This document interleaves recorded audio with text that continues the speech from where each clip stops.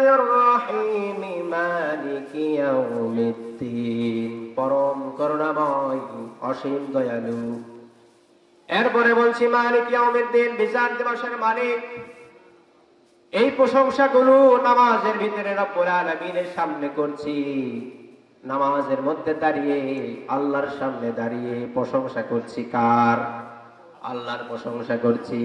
রব যেন আপনাকে জিজ্ঞেস করছে, বান্দা তুমি আমার প্রশংসা করছো, বান্দা তুমি কে, তুমি কেন আমার প্রশংসা করছো?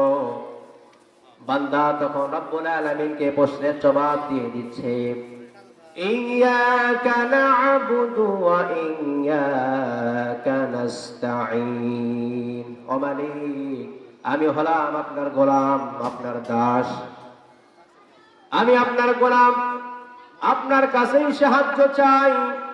রব আপনাকে জিজ্ঞেস করছে, বান্দা তুমি আমার গোলাম, আমার কাছেই সাহায্য চাও।